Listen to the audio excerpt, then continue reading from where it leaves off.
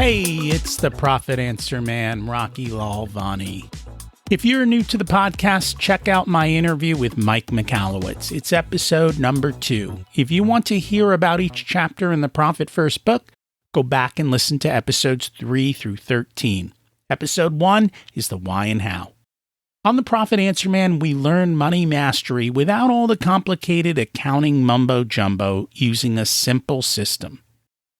Your accountant is busy documenting your transactions and creating a rearview mirror of what happened. My guess is you don't even look at the reports they sent you. If you're like most business owners, you struggle with this, and it's not your fault. We aren't taught money in school, and accountants aren't taught how to be profitable. The Profit First system created by Mike Michalowicz works, and he certified me to help you implement the system in your business. Remember, the new equation is sales minus profit equals expenses. Let's face it, without cash flow, you can't pay your employees, buy needed materials, or pay your mortgage and support your family. I help you to do that and more, so you can focus on the parts of the business you love and receive the rewards for your labor and investment into your business. The stronger you are as a business owner, the more jobs you create, the better we are as a country. Small business owners are the backbone of America, and for that, you deserve to be well rewarded. Just remember, more revenue does not equal more profit. That's why we focus on the bottom line. Today, we're going to chat about making your business more buyable. But that doesn't mean you need to sell your business. It means your business is well run without you having to do it all. And it means bankers are more willing to lend you money. Steve Preda's passion is to help people build self-managing, fast-growing, high-profit businesses. Since 2002, he's helped more than 250 entrepreneurial organizations become more valuable and sellable by serving as a mergers and acquisitions advisor, a business coach, a certified EOS implementer, and a certified Pinnacle business guide.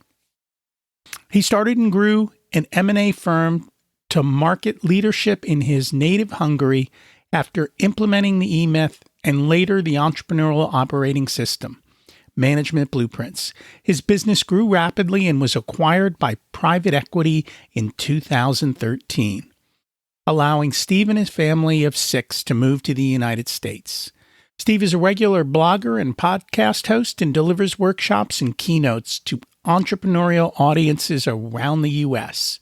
His new book, Buyable, Your Guide to Building a Self-Managing, Fast-Growing, and High-Profit Business, is available on Amazon, and today he's going to share with us. Welcome to the Profit Answer Man podcast, Steve Preda. It's great to have you join us today. It's great to be here, Rocky. I'm excited to be on the show. Can you share a little bit about what your business is and how you help business owners? Absolutely. My business is I'm a leadership team coach, which means I work with leadership teams of small to medium-sized privately owned companies, and I help them execute better, figure out where they're going, how they're going to get there, execute, and build great teams. And at the core, though, you come at it, I guess, or at least your training is financial, right? Because your first job was with one of the big 4 accounting firms? Yeah, so I started life as an accountant with KPMG. And then, I did a lot of finance stuff. I went into mergers and acquisitions and structured finance. And then I started my business when I was 35 years old. Almost 10 years ago, I started my own business, which was all about mergers and acquisitions, raising capital for companies, helping them become buyable. And there was a lot of number crunching involved. So what is the biggest issue that you saw as you were examining all of these companies? What were their struggles, or what was it that they were doing that they could have been doing better? I think the biggest one was that they were not thinking conceptually about creating a product. So they were building a business, often they were building a lifestyle business, which is essentially feeding themselves and their families, but they were not thinking of their business as a product that other people might want to buy. And if they do, then it becomes a much more valuable commodity for them. So that's the biggest mistake. And then there are many ways of not doing that. The most common one perhaps is forgetting about that the more important you are for your business, the less valuable your business is. So, putting the business first and yourself as entrepreneur second. And then obviously a lot of things about the numbers, not understanding the numbers or not presenting the numbers in the right way. And then not having a vision, not knowing where the business is going and how it's going to get there, thinking too much about themselves and not about the business and what the business needs so that it can become its own entity and it can grow in perpetuity. So these are some of the issues, but obviously there are many, many issues. It's funny because I don't think most business owners realize that the more involved they are in the business, the less valuable it is. And so that's one of those things where you got to kind of change the way that you're thinking about it. Yeah, I mean, obviously, if you want to sell your business, you don't want to sell yourself, right? It's not, you don't want to work for the buyer. And this is exactly what happens if you don't make the business self-managing. Then you will end up working for the buyer. And for an entrepreneur, that can be a very traumatic experience, and not to mention a very unprofitable experience. And even if you don't sell out, it makes it for a very hard business to run because everything depends on you and you are the bottleneck in your business. So getting out of your business will also allow you to enjoy life too. Absolutely. And this is why I called my book, which you mentioned, Buyable rather than sellable. So, the normal term for making a business attractive to others is make it a sellable business. I deliberately chose the word buyable because in my mind, it's not about making the business sellable. It's creating a great business that gives you options, which other people want to buy, that you don't necessarily want to sell it. In fact, when you have a good business, it can be a source of your identity. It can be a source of adventure. It's a very successful process of building a successful business, obviously, and seeing it grow. You're surrounded by great people that you handpicked and who live your culture, who are A players. So they actually do the heavy lifting for you. Self-managing. Managing this business. Why would you even want to sell it? You only want to sell it when life throws you a curveball and you fall sick, or you lose energy because you're old, or you go through a family situation. Maybe you get divorced and you need the money. Otherwise, you would not want to sell it. So that's the idea of buyable, making your business buyable, and then whether you sell it or not, it's a completely different topic. True. So what prompted you to write the book, which is, as you said, called Buyable, your guide to building a self-managing, fast-growing, and highly profitable business? Yeah. So a personal disappointment triggered it, actually. So when, in 2012, when we were about to move over here to the United States, I got a phone call from a private equity fund manager in Budapest, where I lived and where my business was. And he invited me to be his partner and to kind of create this joint venture where would be investing in companies. We would be finding other investors and finding the companies to invest in, and create this merchant banking organization, this kind of multinational and Central European big organization. And I was not ready to do that because we were about to move here. But I invited him to make an offer for my company because I understood that maybe he wanted to buy my company. And unfortunately, I did get the offer, and it really floored me, because what became very obvious was that the emperor had no clothes. So I had been teaching all these entrepreneurs, companies, how to make themselves buyable. And suddenly, when I need a buyer, my business is not buyable. And the offer told me that, we buy your fancy furniture and your computers, and we pay a commission for the transactions that are in the pipe. But without you, the business is not doesn't have goodwill value because you're the chief chef and bottle washer in the business. Everything depends on you. So that's when the alarm went off for me. And luckily, I stumbled upon Traction, which talked about a management blueprint, which you can implement in your business. I had already implemented the eMyth, which is another management blueprint. So I put Traction or EOS implemented in my business, and the next 12 months, the business became self-managing, and then my buyer came back and wrote me a nice check. And that's what made me thinking, if I made that mistake, being in this business of making businesses buyable, then for sure a lot of entrepreneurs are going to make this mistake, not being in this business even.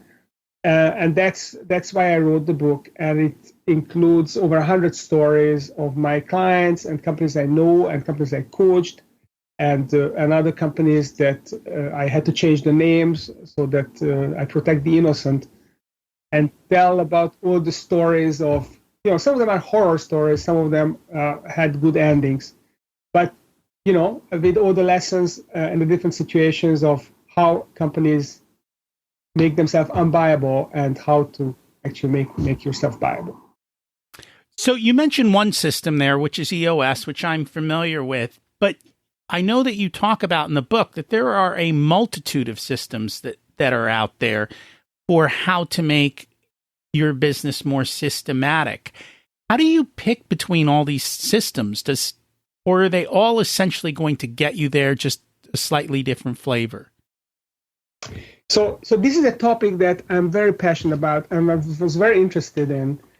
And I started researching 4 or 5 years ago what makes EOS and eMyth good systems, and what are these concepts that they are actually helping you implement.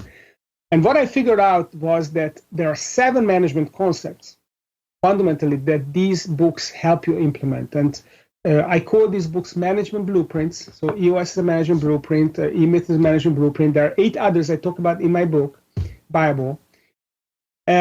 So what I found was that there's 7 management concepts. Now, these management concepts have been implemented by the Fortune companies, all of them decades ago.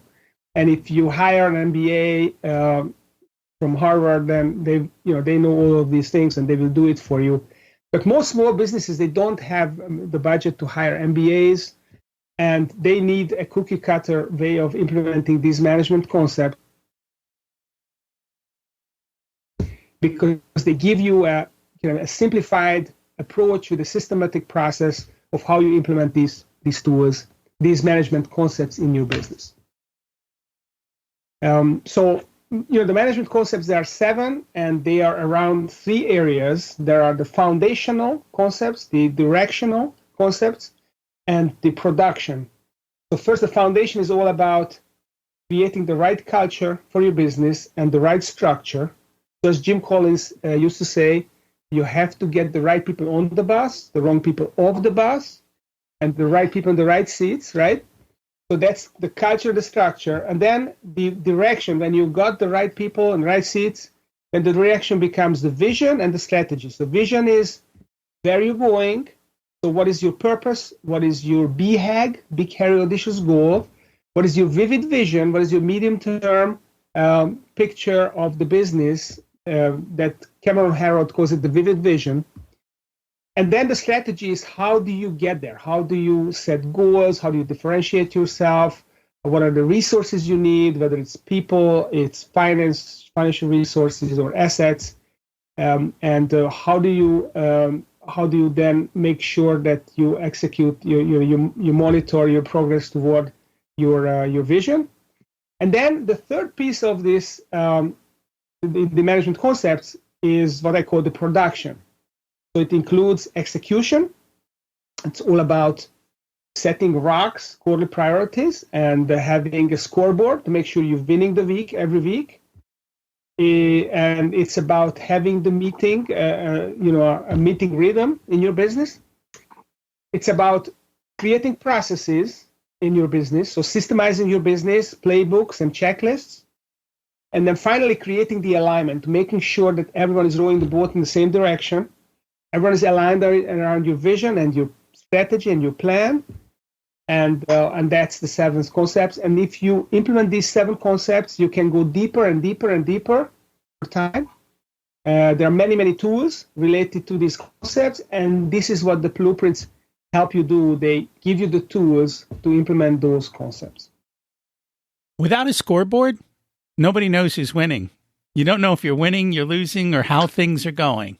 So it is super, super important to have a scoreboard, to look at the score, and to make adjustments. And it amazes me how many business owners run blind. And for me, I come at it from at least the financial scoreboard. There's a multitude of other ones out there. But at the end of the day, you've got to know what's going on, or you're really, really going to struggle. Yeah. And people make the mistake of looking at their quarterly numbers or even their monthly numbers. By the time their accountant gives them the numbers, it's 2 weeks into the next month. And then if something went wrong at the beginning of the month, they're 6 weeks behind the curve, and there's no way they're going to correct. They're going to lose momentum. Whereas when you have a weekly scoreboard, as soon as you miss a week, then immediately you can take corrective action, you can get back on track, and you can still make your monthly and quarterly numbers. So that's, I totally agree with you. It's really important, and it's easy to miss. That it is. So out of curiosity, what factors affect a business's value for those who are looking to walk away? And also, because I think the same factors probably apply to their ability to borrow, which is what many business owners need to do. Yeah.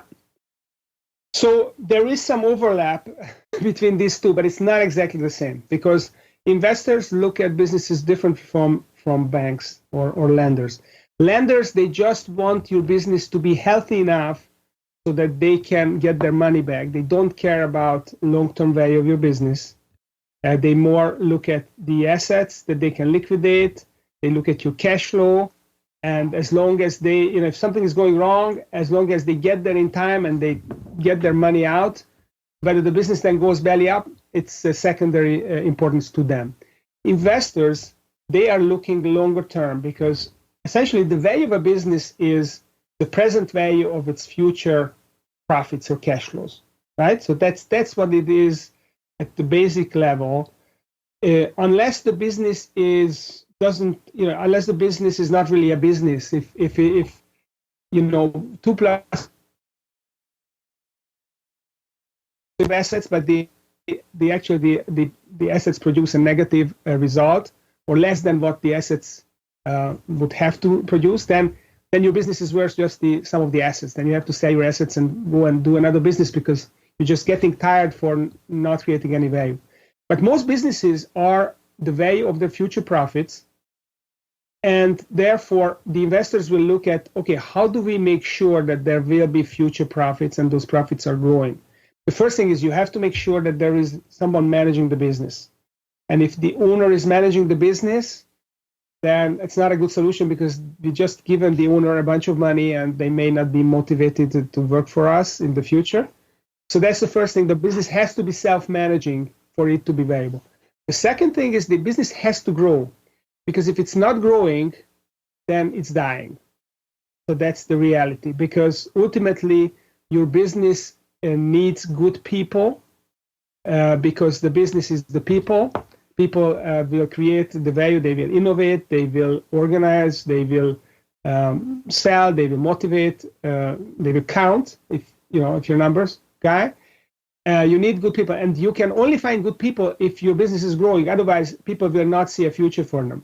They won't be able to progress in your organization. So you must grow to be attractive to good people. So that's the second thing, you must grow. And the third one is you have to be profitable, because if you're not profitable, then you have no resources for the future, to build the future. Obviously, you cannot pay dividends. You're not valuable. And it's not just you have to be profitable, you have to be more profitable than your peers. You have to be in the top quintile of profitability, because otherwise you're not differentiated enough and you are a commodity and you can be replaced, and that's not a safe place to be. So you have to be high profit to be in a safe place so that you're differentiated, you cannot be replaced easily, and you have to be self-managing and you have to be growing. But then, yes. And I find a lot of business owners struggle with that profitability part and growing profitability. And that's why we talk about profit comes first, because at the end of the day, the purpose of business is to be profitable. You may have other missions and values, but without profit, you can't support them. And so you've got to make sure that that cash flow is there, that you can survive, and that you are available to show up tomorrow and be able to do that. Do you have a favorite story from your book that you like to share? Oh, there are so many stories. One of the stories. It's really two stories. So I talk about proactive entrepreneurs and reactive entrepreneurs. And a reactive entrepreneur is someone who is, managing his business or her business, go month to month, quarter to quarter, and just trying to make sure that the business is making money and keeping them, feeding them and helping them get their goals, personal goals, financial goals met. But when it comes to a life situation, they are not ready to turn the business into a valuable asset. And this is what happened to one of my clients back about 10, 11 years ago. This woman, she was running this company, I call it Partsco in the book.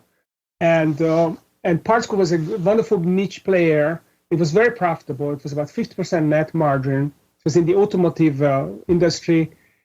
And it was a small company, about $5 million, but dominating its niche.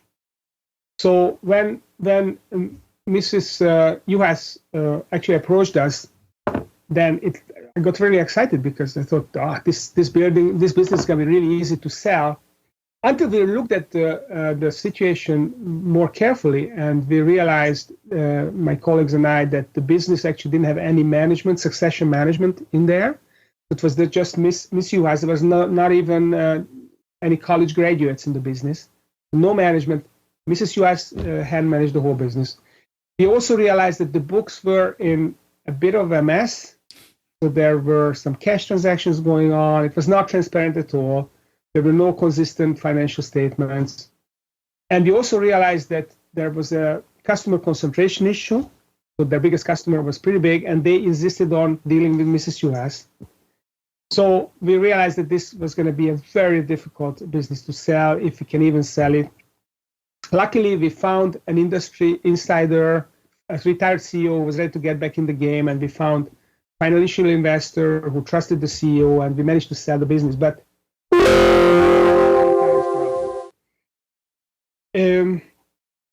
now, if that person knew all these things, how to make the business viable, then she could have done a few things that would have easily made the company worth twice as much or more. And it wouldn't have taken maybe a couple of years, 1 or 2 years. She could have, find a succession and, put the books in order and found other customers. So she was a reactive entrepreneur, and she had a health situation. She had to sell the business within 9 months, and that was it. Now, another story about two couples who built this toy retail wholesale company called Gulliver, and they basically were very systematic. They were very proactive, so they knew exactly what they wanted.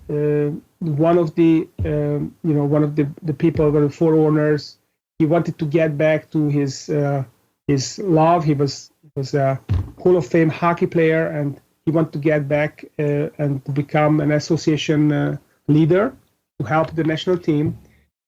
Another member of the ownership team, she was an explorer, and she wanted to climb mountains and go to the Arctic and Antarctic. So they figured out that they had to build a Buyable business. They ran the business on SAP. They had the succession management team. They had processes in the business. They had great teamwork in the business. And when they called us, within 6 months, we had sold the business for top dollar. And they were out day one of the business. It was self-managing. They could do whatever they want. And actually, it became very successful with both the hockey and the exploring. So these are kind of two stories exemplifying the contrast between someone who is proactive about this and someone who is reactive. The value is very, very different. And you don't know when life is going to throw you a curveball. And that's why you have to be proactive, because you don't always have 2 to 3 years to fix the situation. And so you should always be in that situation where you're on top of it. And it's just a good way to run business. So that kind of brings up a question that I know you talk about. Most business owners build their life around their business, but you talk about building their business around their life. What did you mean by that? Actually, I should have put this in the book, because you phrase it even better than I did. So what I say about is this. This is how I articulate it. I think owning a business is a great opportunity, not just because you can make a difference. I think that's a huge thing. You can leave a legacy. That's a huge thing. But also you have a vehicle. Whatever life you want to live, you can use this business as a vehicle to get you there. And I think people overlook this all the time. And the way I look at this is, you've got a business, you've got the ticket, so figure out where you want to go. That's the first step. What is your ideal life? What does it look like? Maybe it is being an entrepreneur. For many of us, it is. But what kind of entrepreneur? Do you want to work in the business? Do you want to work on the business? Do you want to work 40, 50, 60 hours a week? Do you want to work 25 hours a week? So what kind of entrepreneur life do you want? Or maybe it's outside the business. Maybe you have a philanthropic passion that you want to pursue, or maybe you want to retire, and there's nothing wrong with that. Maybe you've got hobbies that you want to pursue. Maybe you want to be a philanthrop and you're going to start a philanthropic organization, whatever it is. Or maybe you just want to go back into the business and be that technician. I know a very successful attorney who built this huge national law firm with 55 offices across the country, but he didn't love to be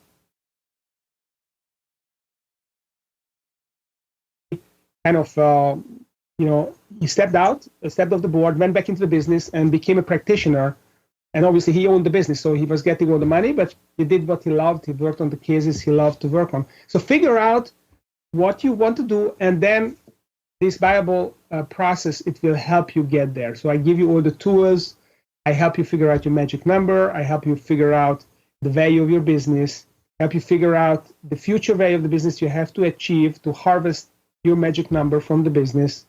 And then you can implement the management blueprint to orchestrate your business.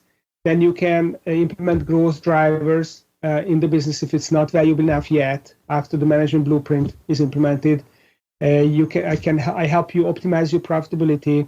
I help you groom the business for a transaction.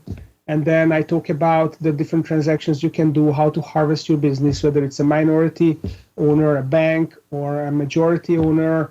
And then I talk about transition and what are the psychological issues around the transition and how to transition into your ideal life out of business. Because I've been there and I've done it, and it's not all wine and roses. No, it never is. It's all the things we think we know that we really don't know. And it's important to, I always like to say, follow other people's mistakes so that you don't have to make them.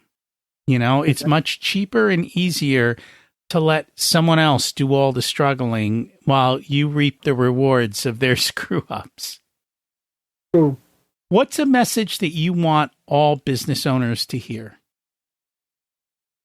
Yeah, I'd like, my message is be a little bit more conceptual. So elevate yourself and look at your business from bird's eye view. and figure out what you want to do. What do you really want in this life? What is an ideal life? What does an ideal life look like? And figure it out. And it's not going to be easy for most people because it's not a question that people ask themselves.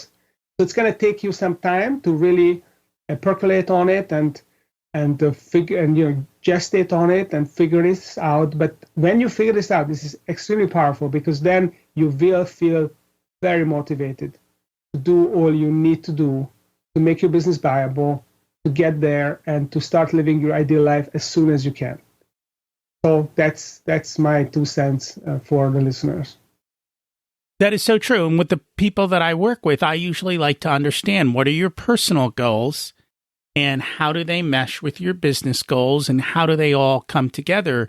And for most people, if we go through a process of trying to figure out what they want, it's not unusual that it's 3 to 6 months for them to get that all together because you've got to really go think. And basically what you're saying is work on your business, not in your business.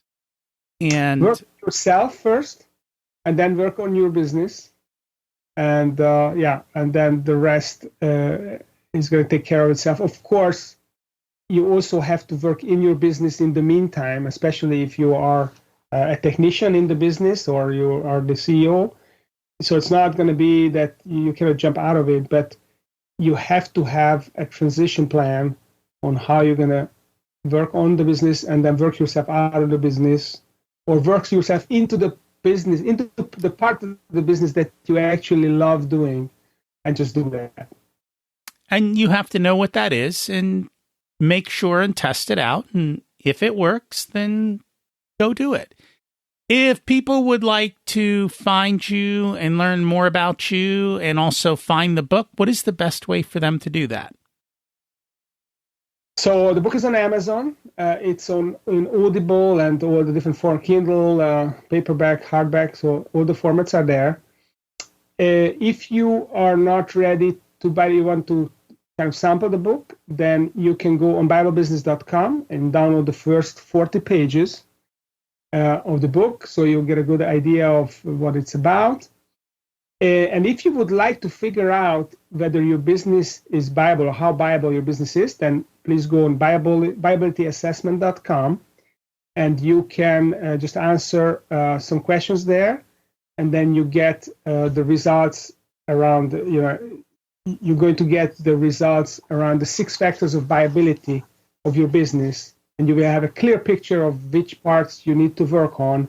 And there are also some suggestions as to what tools you can use to work on those. And as I always say, it doesn't matter if you want to sell your business or do that yet. You still need to run your business well. And this will show you how to run your business well. I'm going to put both of those links in the show notes to make it easy for you to click and find them. Thank you so much for joining us today, Steve. Yeah, it's been a pleasure. It's always great. When you were on my podcast, we had a great chat, and it was the same today. So thanks for having me, and thanks for the opportunity to share my message. Thanks for joining us. So what changes can you make to better systematize your business? It means taking the time to step back and work on the business instead of in the business. You can implement these ideas to help you work less and make more. And I love when that happens. Again, you don't have to do everything. You can delegate this too. You just need to verify everything. Don't forget to check out his website. I'll put it in the show notes. Remember, you don't need more resources. You need to be more resourceful. We focus on the bottom line. If you want a done-for-you service, you can have me as your Chief Profitability Officer because you have your zone of genius and want to spend your time doing what you love. I only work with a handful of clients, so they get my full attention. I work with business owners who have or are growing to $500,000 to $5 million in revenue. You can use the scheduling link in the show notes to get on my calendar for a good fit conversation to see if I'm the right person to support you and how I can help you. If you want to learn about living the life of your dreams, check out my other podcast, Richer Soul. As we close out, let's repeat the mantra.